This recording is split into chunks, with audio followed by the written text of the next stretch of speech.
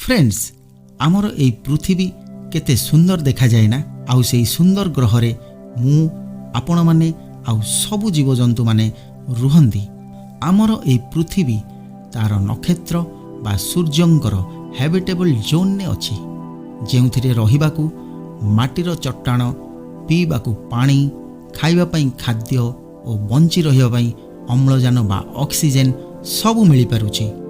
किंतु आमे कहि परिबा नाही जे पृथ्वीर विनाश केबे हेबो। सेमिति कहिबाकू गले आम पृथ्वीर जीवन काल आहुरी बहुत बाकी अछि, किंतु केतेबेले केउ उल्कापिंड आसी पृथ्वी सह धक्का होई आम मनुष्य समाजर विनाशर कारण हेबो ताहा कुहा जाई परिबो नाही। एई कथा मनगढ़ा कहानी नुहे, एमिति पूर्वरु मध्य होई सारिछि। जेतेबेले डायनोसर मानंकर अस्तित्व शेष होई जाइथिला, आम पृथ्वी एते विशाल जे एथिरे गोटे उल्कापिंड धक्का हेले विशेष किछि प्रभाव पड़िबो नाही, किंतु पृथ्वीर जीवनर विनाश निश्चिंत। सेथिपई जदि आमको मनुष्य जाति को बंचेकी रखिबाकू हबो तेबे खूब शीघ्र मनुष्य रहिला भली गोटे ग्रह खोजिबाकू पड़िबो। वैज्ञानिक माने एई ब्रह्मांड रे अनेक ग्रह सबु खोजी सारिलेनी, हेले ता भितरु अधिकांश ग्रह रे जीवन संभव नुहे। किंतु अल्प किछि एमिति ग्रह अछंती जेउठी मनुष्य बंचिकी रहिला भली वातावरण अछि। एमिति भी होई पारे जे से ग्रह मानंकरे एलियंस बा परग्रही सभ्यतार विकास होई सारिथिबो। ताहाले आसंतु फ्रेंड्स जानिबा सेमिति किछि ग्रह मानंक विषय रे जेउठी जीवन रो आशंका करा जाउछि आउ जेउठी मनुष्य समाज को बंचेकी रखा जाई परिबो। एई सब विषय रे जानिबा पई भिडियोटी को शेष पर्यंत देखंतु। नमस्कार दर्शक बंधु, मु संजय परिडा आपण मानकु स्वागत करूछि आजिर ए विशेष अध्याय को। आउ आपण माने देखुचंती विचित्र ब्रह्मांड television YouTube channel. Number 5 Kepler 186f आमर आजिकार सूची रे थिबा प्रथम ग्रह केप्लर 186f। एई ग्रहटी आम सौरमंडलरू पाखापाखि 500 आलोक वर्ष दूर रे अवस्थित आउ ता तारार हैबिटेबल जोन ने मध्य अछि, जेउथिपई जणा पड़े जे एहा एक शक्त ग्रह अटे और सेठारे पानी मध्य तरल अवस्था रे थाई पारे।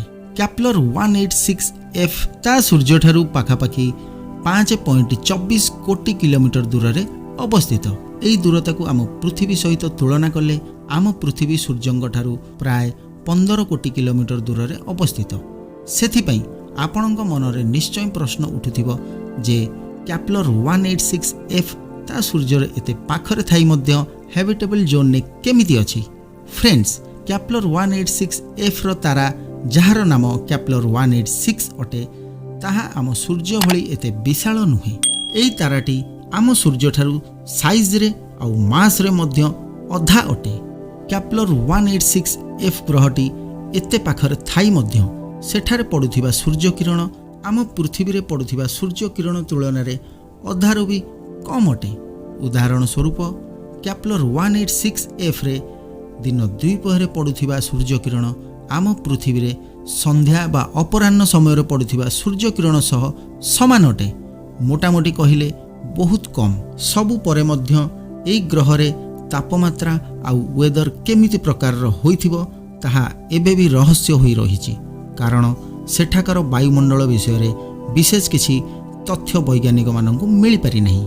जेहेतु टेम्परेचर आउ वेदर विषय रे जानिबा पई वायुमंडल विषय रे जानिबा निहाती आवश्यक, जेउथिपई ए ग्रह विषय रे बेसी किछि तथ्य मिली पारि नाही। किंतु बहुत वैज्ञानिक माने कहंती जे ए ग्रहटी एमिति जगह अवस्थित जेउठी पानी तरल अवस्था रे थिबार बहुत संभावना अछि। ए ग्रहटी आम पृथ्वी ठारू मात्र 11% बड़ अटे। ए ग्रह रे गोटे वर्ष 130 दिनर हुए, ता माने केप्लर 186f ता सूर्यर परिक्रमा 130 दिन रे पूरा करिथाय। किछि वैज्ञानिक मानक मतरे जदि एई ग्रहर कंपोजिशन आम पृथ्वी भली होइथिबो तेबे तार ग्राविटी मध्य पृथ्वी सह समान होइथिबो। केप्लर 186f ता तारा को सर्कुलेट भावरे ऑर्बिट करे, जहा फल रे सेठाकर तापमात्रा रे विशेष किछि परिवर्तन हेउ नथिबो। सेई सौरमंडल रे आहुरी अनेक ग्रह अछंती, हेले से सबु ग्रह तांको सूर्यंक सह टाइडली लक अछंती। किंतु कैप्लर 186F टाइडली लक नाही। सेई दृष्टि देखिले सेठारे मनीष सभ्यता बंचिकी रही पारिबो। दुखर विषय जे कैप्लर 186F आम पृथ्वी ठारू 500 आलोक वर्ष दूर रे अवस्थित। वर्तमान समय से ग्रह को जीवा मनीष मानक पई असंभव अटे, किंतु भविष्य रे एडवांस टेक्नोलोजी द्वारा यह संभव मध्य होई पारे। Number 4 Kepler 62F। Kepler 62F पृथ्वी ठारू 1300 आलोक वर्ष दूर रे अवस्थित। एई ग्रह को 2013 मसीह रे खोजा जाइथिला। एई ग्रहटी साइज रे पृथ्वी ठारू 1.41 गुणा आउ मास रे 35 गुणा बड़ अटे। आउ यह एक रेड ड्वार्फ स्टार को ऑर्बिट बा परिक्रमा करे। एई ग्रहटी निज ऑर्बिट रे थरे घुरिबा को 267 दिन समय निए। आम सौरमंडलर द्वितीय ग्रह शुक्र सूर्यंक ठारू जेतिकी दूर रे अवस्थित, एई ग्रहटी ता सूर्य ठारू प्राय सेतिकी दूर रे अवस्थित। ए कथा जानिला परे आपण मानक मनरे प्रश्न आसुथिबो जे शुक्र ग्रह सूर्य पाखरे थिबा हेतु सेठारे तापमात्रा मध्य बहुत अधिक, जेउठी बंची रहिबा असंभव अटे। ताहाले कैप्लर 62 मध्य सेतिकी दूर रे अवस्थित, तेबे सेठारे जीवन केमिति संभव? फ्रेंड्स, जेमिति कि मु प्रथमरु कहिछि जे एहा एक रेड ड्वार्फ स्टार को ऑर्बिट करुछि, ता माने सेई तारार प्रकाश आम सूर्यर प्रकाश तुलन रे बहुत कम। यह एते कम प्रकाश जे सूर्यर एते पाखरे थाई मध्य कैप्लर 62F हैबिटेबल जोन ने थिबा ग्रह मानक संख्या रे गणा जाए। सेठारे पानी तरल अवस्था रे रहिबा पई से ग्रहर ता सूर्य ठारू दूरता एकदम सठिक जगार अवस्थित। से ग्रह रे विशाल समुद्र मध्य थाई पारे। आउ किछि वैज्ञानिक माने कुहंती जे से पानी रे जीवन संभावना बहुत बेसी। आउ एहाकु प्रमाण करिया पई कुहा जाए जे आम पृथ्वी रे मध्य प्रथमे जीवन महासागर ही सृष्टि होइथिला। एथिरु प्रमाण हुए जे कैप्लर 62F रे परग्रही प्राणी वा एलियंस जीवन निश्चय थिबे। Number 3 Kepler 69C। फ्रेंड्स, वैज्ञानिक माने कैप्लर 69C को खोजिबा पूर्वरु अनेक ग्रह सबु खोजिथिले। सेथि मध्यरु किछि ग्रह हैबिटेबल जोन ने मध्य थिले, किंतु कैप्लर 69C ग्रह वैज्ञानिक मानक पई बहुत अद्भुत आ बहुत खास थिला, कारण कैप्लर टेलीस्कोप द्वारा खोजा जाइथिबा यह प्रथम ग्रह थिला जे कि आम सूर्य भली तारा को ऑर्बिट करे। एई ग्रह रे मध्य जीवन थाई पारे। कैप्लर 69C आम सौरमंडल ठारू 2700 आलोक वर्ष दूर रे अवस्थित। एई ग्रह रे जीवन संभावना एते बेसी जे किछि वैज्ञानिक माने एहाकू एलियंस प्लैनेट मध्य कुहंती। K69C गोटे सुपर अर्थ प्लैनेट, आउ किछि वैज्ञानिक मानक मतरे एहा एक सुपर विनस प्लैनेट मध्य होई थाई पारे। एई ग्रहटी ता सूर्य ठारू प्राय 7 कोटी किलोमीटर दूर रे अवस्थित। आउ 242 दिन रे से तार सूर्यर चारिपाखे घुरिबा पई समय निए, जहा कि शुक्र ग्रहर परिक्रमा समय सह समान अटे। K69C सूर्यर आकार आम सूर्य भली हेले मध्य ताहार आलोक आम सूर्य आलोक ठारू यथेष्ट कम अटे, जेउथि पई K69C सूर्यर एते पाखरे थाई मध्य हैबिटेबल जोन ने अछि। आउ सेठारे पानीर महासागर मध्य थाई पारे। सेथि पई एहाकू एक सुपर अर्थ प्लैनेट मध्य कुहा जाए। K69C रो एते अधिक दूरता पई सेठाकू जिबा स्वप्न देखिला भली मने हुए। नंबर 2 कैप्लर 22B आम पृथ्वी ठारू 600 आलोक वर्ष दूर रे अवस्थित। एहाकू 2011 मसीह रे कैप्लर टेलीस्कोप द्वारा खोजा जाइथिला। ए ग्रहटी आम पृथ्वी ठारू 2.4 गुणा बड़ अटे। ए ग्रहर मोटामोटी तापमात्रा 22 डिग्री सेल्सियस, जहा पृथ्वी तापमात्रार पाखापाखि अटे। आउ ए ग्रहटी 290 दिन रे तार परिक्रमा करे, जहा पृथ्वीर 365 दिनर बहुत पाखापाखि।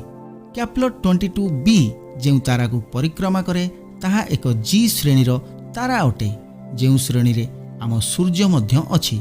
आकार को छाड़ी देले कैप्लर 22B आउ पृथ्वी मध्य रे बहुत समानता अछि।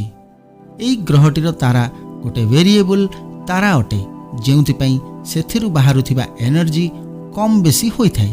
एही घटना पई 2015 ମସିହାରେ ୟୁରୋପିଆନ୍ ସାଇନ୍ସ କଂଗ୍ରେସ ପକ୍ଷରୁ ଅନୁକୂଳ ତାପମାତ୍ରା ଆଉ ହେବିଟେବଲକୁ ନେଇ ପ୍ରଶ୍ନ ଉଠାଯାଇଥିଲା।